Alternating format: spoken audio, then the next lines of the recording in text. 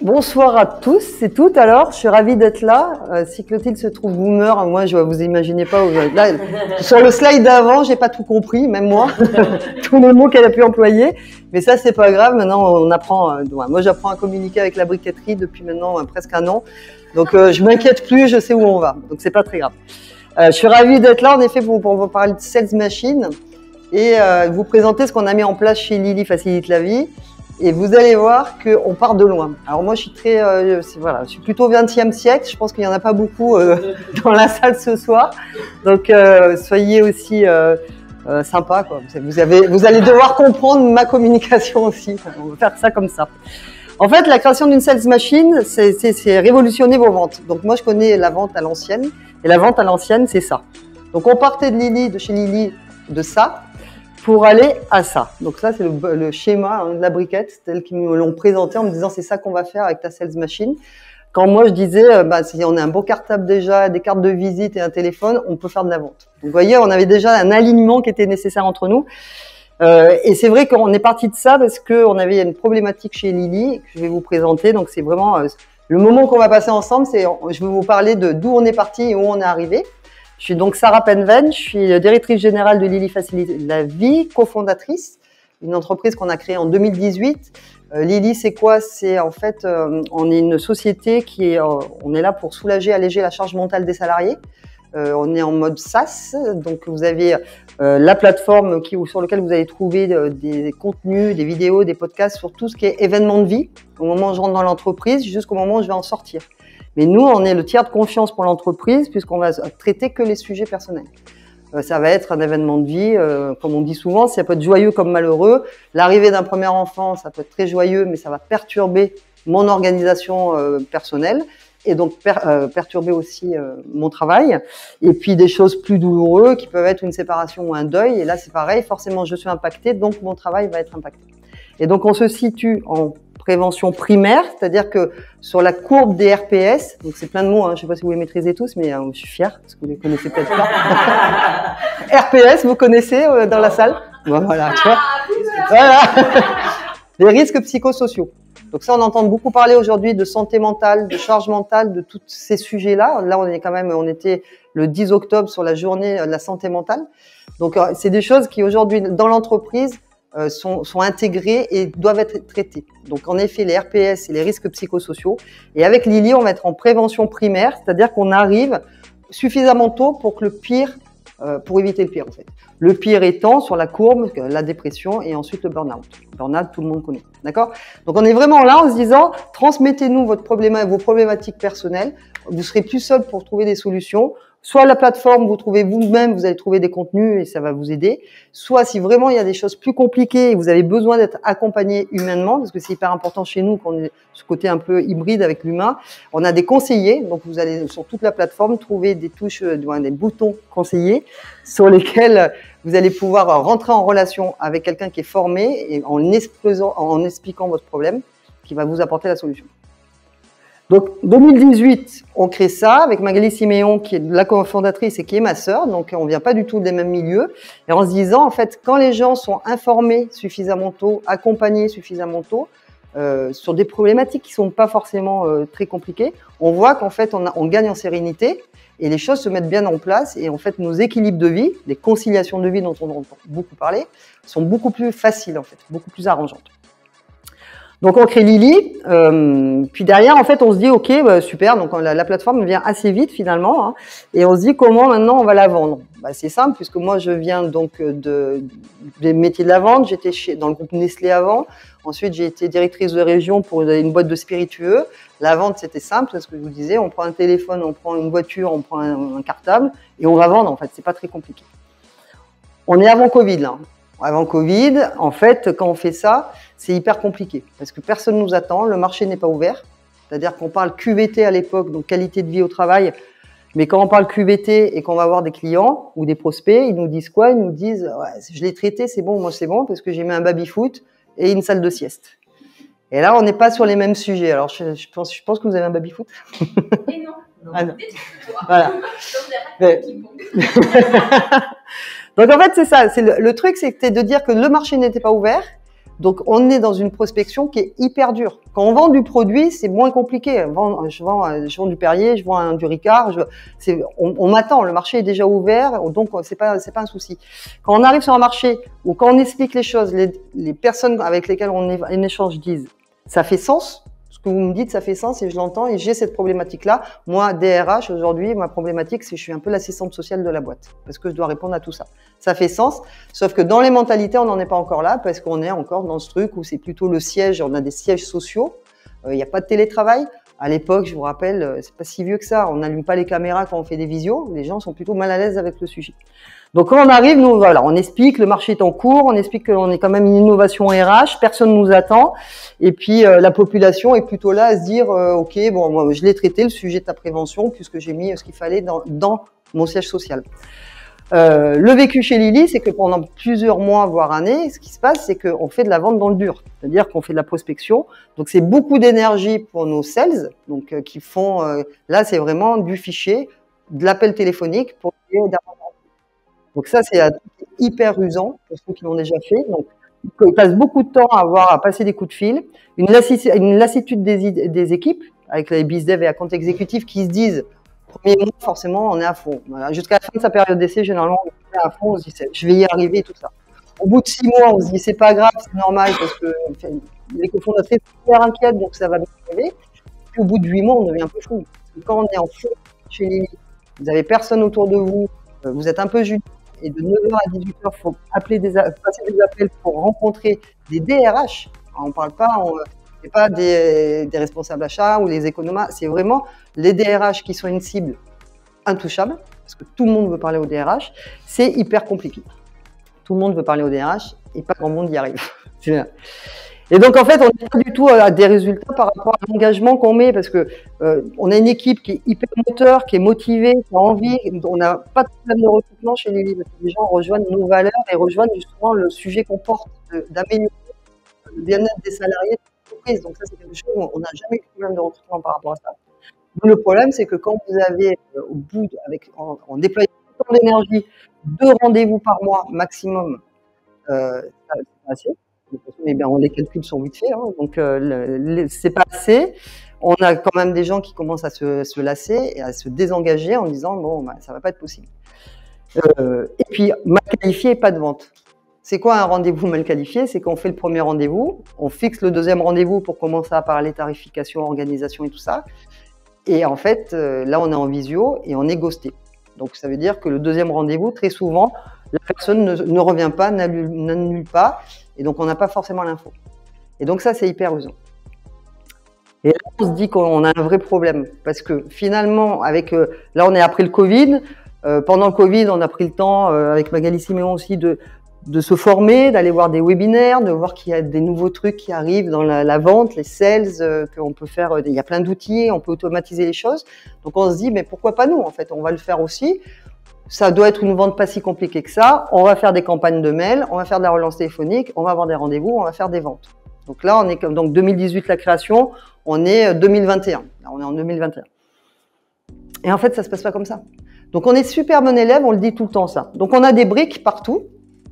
Des briques, on a des alternants qui font du BizDev, donc qui nous font des campagnes de mail qu'elles envoient. On a des accounts exécutifs qui font de la relance téléphonique, mais ça ne matche pas. Au bout du bout, on n'a toujours pas les résultats qu'on voudrait avoir. Donc en fait, je me dis, moi j'ai un idéal. Donc, et c'est là où la sales machine intervient. J'ai un idéal, c'est là où il fallait que je la partage après avec des professionnels, parce que dans ma tête c'était hyper clair, mais on voyait bien que dans la réalisation, on n'était pas au rendez-vous. L'idéal, en fait, c'est qu'on ait des objectifs communs. C'est-à-dire que de l'avant-vente à l'onboarding, donc à la vente et à la déploiement de la solution Lily chez le client, il faut qu'on ait des objectifs communs. Parce que finalement, je me rendais compte que chacun était un peu en silo, même si on se parlait beaucoup, et chacun faisait son objectif en disant, moi, je dois faire des campagnes de mail, je fais des campagnes de mail. Puis après, la compte exécutive, qui est le commercial, faisait de la relance téléphonique. Et puis après, il faisait du rendez-vous. Et puis on avait les CSC, donc qui est celle qui fait de l'onboarding, qui attendait du closing, donc qui attendait qu'on ait des clients pour dire, maintenant, moi, je prends le relais, je vais voir les clients. Donc, vous voyez, on avait vraiment des trous dans la raquette où finalement, on avait l'impression d'avoir tout au bon endroit, mais on n'arrivait pas à lier tout ça.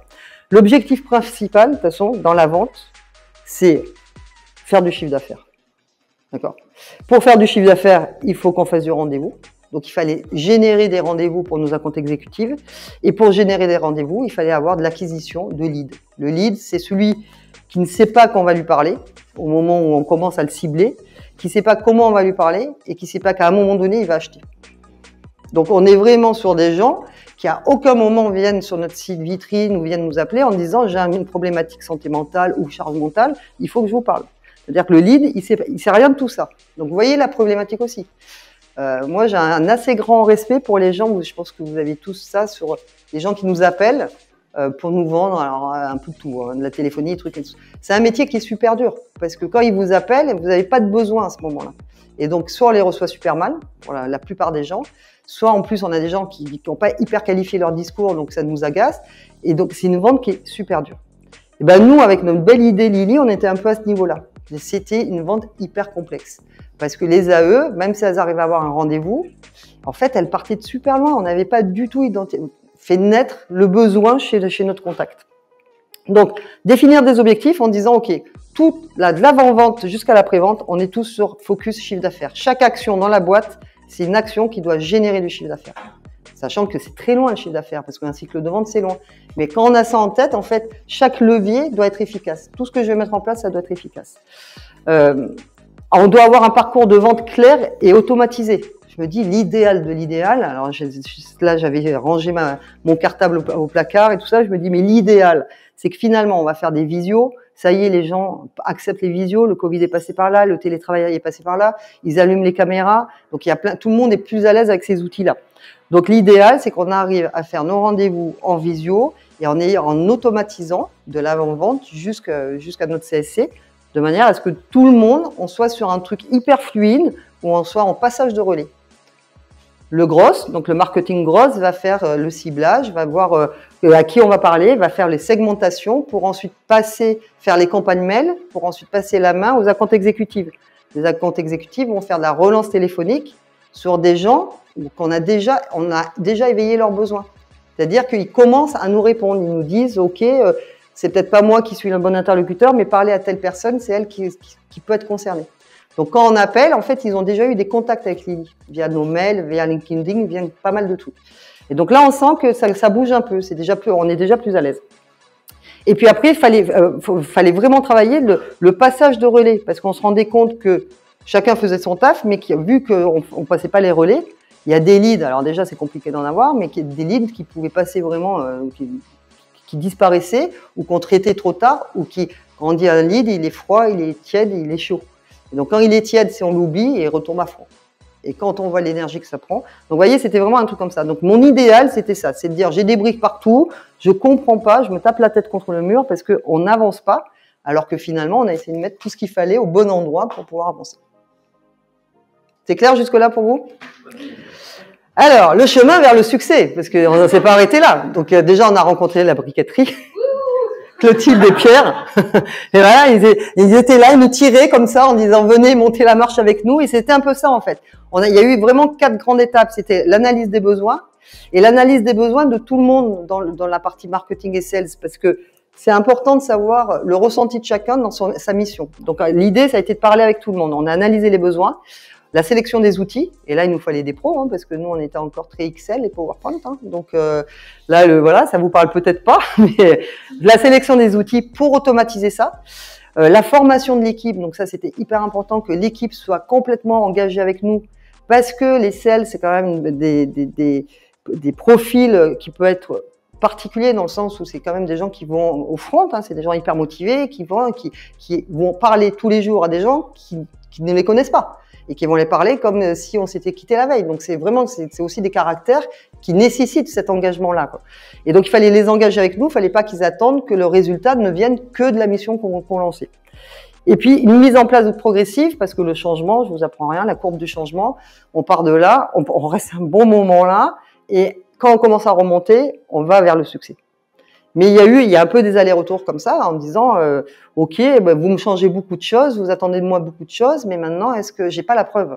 Donc, on était dans la promesse que ça allait améliorer les choses, mais on n'avait pas la preuve. Et ça, c'est pareil pour les équipes. Si on les embarque pas à ce moment-là, on les perd. Et si on les perd à long terme, c'est dommage, parce que c'est un investissement temps, beaucoup. C'est un investissement aussi financier, forcément, de faire ça. Et puis, c'est un investissement sur du long terme. Parce que si on fait ça, c'est une stratégie, en fait, qu'on met en place. Et donc, si on se trompe sur la stratégie, donc la vision, qui part aussi des dirigeantes, bah, ça veut dire qu'à 8 mois, vu le temps que ça prend, on fait machine arrière. Et ça peut arriver, parce que quand on est start-up, on voit bien qu'on parle beaucoup d'agilité et qu'il y a des trucs, notamment quand on fait du produit, que ça peut arriver. Mais là, on n'avait pas envie de ça, parce qu'il fallait vraiment qu'on accélère sur la partie vente. Les piliers du succès, donc une fois qu'on a vu les 4 étapes, c'est la prospection. On ne fait pas de vente sans passer par la prospection. Si on ne fait pas une prospection qui est qualifiée et qui soit efficace, ça sert à rien en fait. Et c'est ce qui se passait un peu pour nous, c'est que ça faisait 3-4 ans. Alors, on faisait du rendez-vous, on s'envolait, c'était génial. Après chaque rendez-vous, parce que quand même, on n'est pas resté 3 ans sans rien faire. Après chaque rendez-vous, on pensait avoir fait une vente, c'était top. On avait le marché de l'année avec des gros comptes et tout ça, donc on était super contents. Et puis on avait l'effet down assez rapidement parce que en fait, derrière, les personnes ne prenaient plus rendez-vous au téléphone, ne venaient pas à la visio d'après et tout ça. Et donc ça, c'était très compliqué. Donc, besoin d'une prospection efficace, ça veut dire une qualification, en fait. Ça part beaucoup de la qualification. À qui je vais parler, comment je vais lui parler, et est-ce que c'est la bonne personne? Est-ce que ça va être la personne décideuse dans l'entreprise? Est-ce que je perds mon temps si je parle avec elle? On a plein de gens qui étaient contentes, en fait, de savoir ce qu'on faisait. Et à la fin de l'entretien, ils disaient, ouais, non, mais ok, c'est bonne chance, en fait. C'est pas que c'est pas pour moi, c'est un peu tôt dans ma stratégie. Okay. Et donc ça c'est usant aussi. Sur le moral des équipes, c'est hyper usant parce qu'on se dit on n'est pas arrivé au bon endroit. Donc en fait l'idée c'est ça, c'est qu'après notre meilleur ami ça devient un Sales Navigator dans LinkedIn, on qualifie les fichiers. Alors il y a Joël Panley qui est là, qui nous a rejoint, qui est notre directeur marketing pour faire tout ce travail-là parce que ça part de là en fait. Ça part de la segmentation, la qualification de nos campagnes de mail et ensuite des relances téléphoniques. Mais une relance téléphonique, comme je vous disais, qu'on va faire sur une population qui est tiédie, c'est beaucoup plus facile que quand vous passez par le standard en disant je voudrais parler à la DRH. Là, c'est juste nourri. Ce qui arrive, c'était vraiment la chance du débutant. Une fois qu'on a fait la prospection, c'est toute la conversion. Et la conversion, c'est là où on est aussi obligé, alors avec une approche par segment, on est obligé, à chaque fois qu'on parle de Lily facilite la vie, vous avez vu ce que je vous ai dit, on est vraiment sur quelque chose, on fait de la prévention primaire, on vient là pour les RPS, donc c'est des sujets qui sont assez lourds dans l'entreprise.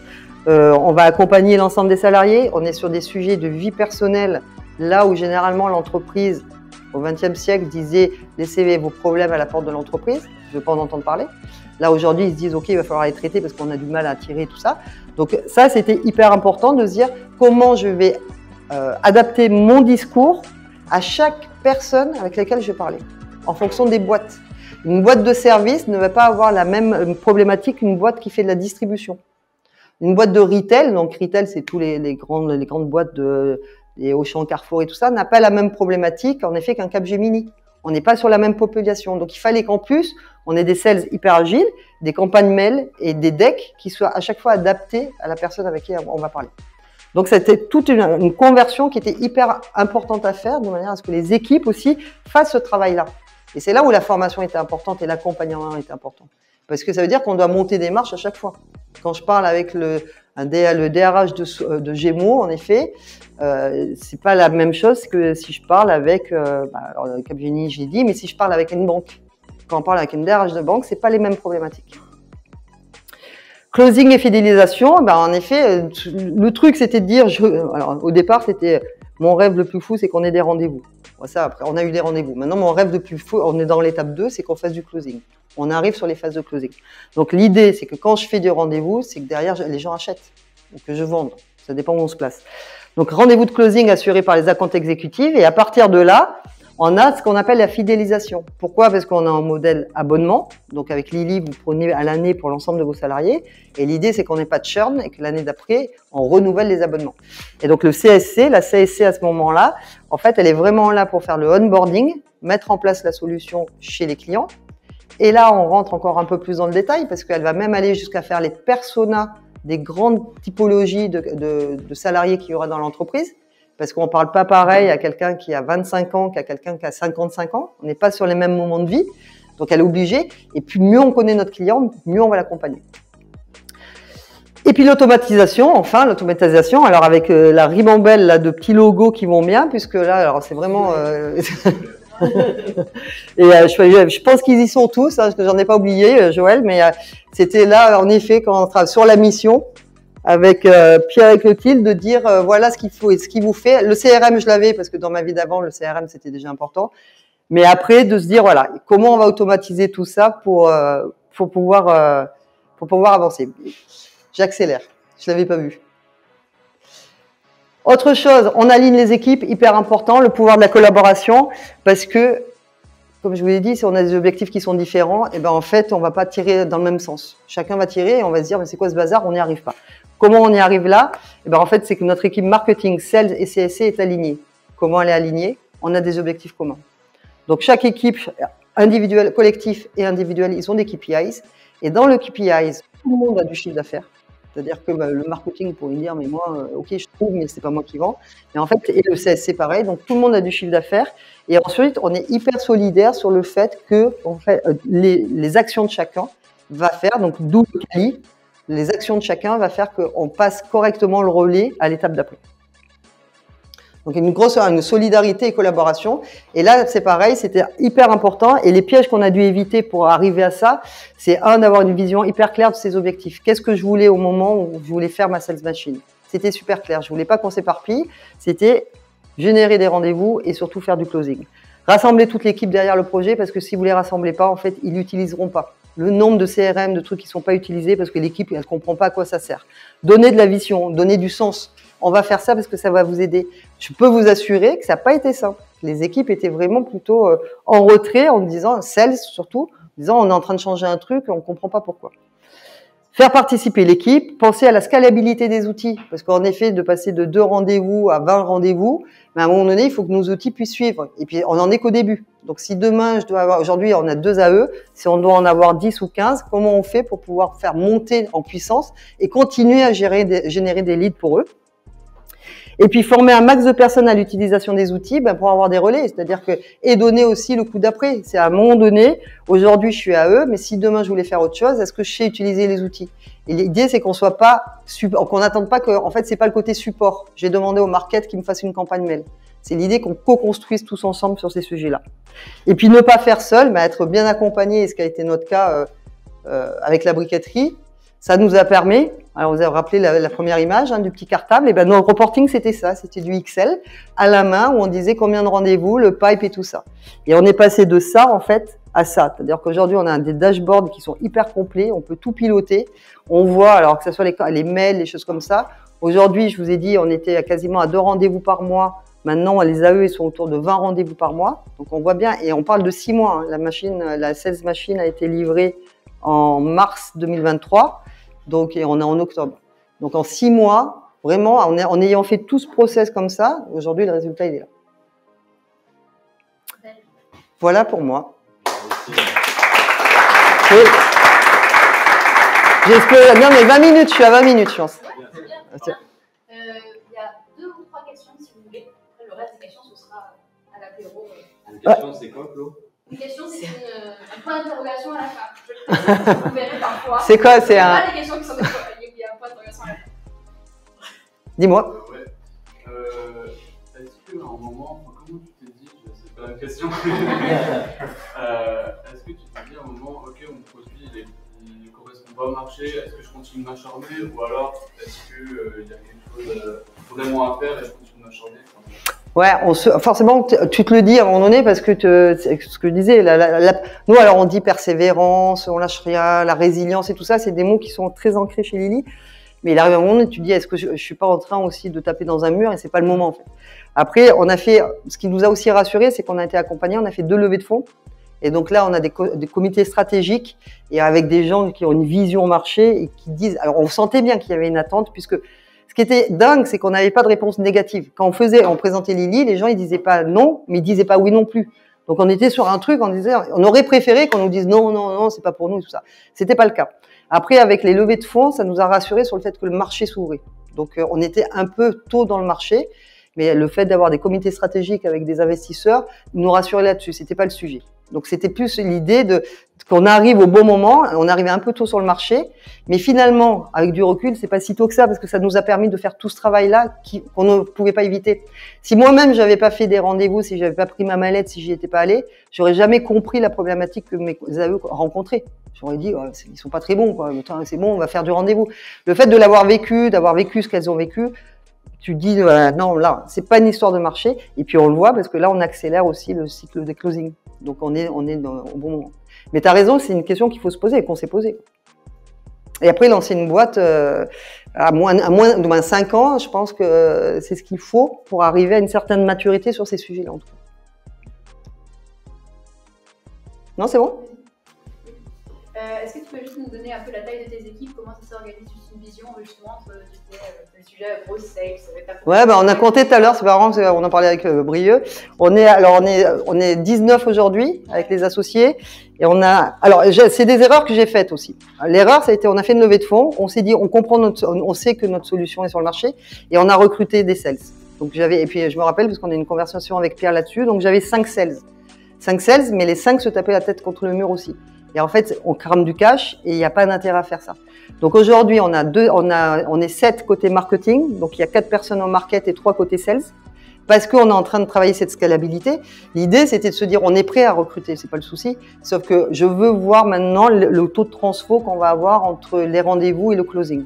Quand ça va être vraiment carré, qu'on va le maîtriser, on va pouvoir recruter. Les gens qu'on va recruter, on va les alimenter en rendez-vous et en closing. Et côté offre, on est pareil. Donc, côté produit, on est sur 7 personnes aussi. Ouais, mais dans les sales, c'est vrai que je compte la CSC à chaque fois. Ouais. Et, quel est l'impact du marketing d'avoir ajouté cette brique un peu grosse avant qui était pure commerciale? Ah bah c'est énorme. Parce que les RH, pour avoir un peu bossé dans des boîtes qui essaient de compléter les RH, c'est impossible. Ouais. Enfin, LinkedIn, il est harcelé sur LinkedIn. Est-ce qu'aussi le fait d'apporter le marketing et de rentrer peut-être par des portes un peu dérobées, à savoir le salarié, B2, C2B, au final, quel impact ça a eu aussi sur le développement de Là où on a énormément appris, c'est qu'on a dû simplifier notre message. Donc nous, on faisait déjà des campagnes de mail qui ne marchaient pas et nos messages, on voulait tout mettre dans nos messages. Donc ça, on a appris aussi. Donc on a fait des coupes. La briquette nous a vraiment fait faire des coupes dures sur nos messages. Et en fait, aujourd'hui, c'est qu'on parle, quand Joël lance ses campagnes, on va sur des segments de marché, sur des fonctions. Donc on va parler au DRH, on va parler aux responsables QVT, on va passer au RSE. Et avec des campagnes assez courtes, donc c'est des séquences de 3-4 mails. Et quand ça répond pas, ça bouge pas, en fait, on demande si on est sur le bon interlocuteur. Et c'est souvent là que ça va bouger. Et le fait d'arriver, et c'est vrai que je suis d'accord, hein, parce que cette population-là puisse réagir et prendre des rendez-vous, accepter qu'on prenne des rendez-vous, c'est que nos mails sont hyper concis et droit au but, en fait. Dire pourquoi on va se parler. Et avant, on avait l'impression de bien le faire, et pas du tout, parce qu'on voulait tellement faire un discours intelligent dans nos mails que je pense qu'ils n'étaient pas lus, en fait. Ou ils comprenaient pas. C'était trop intelligent. Ça vous va? Merci. Merci. Merci beaucoup. Merci à vous.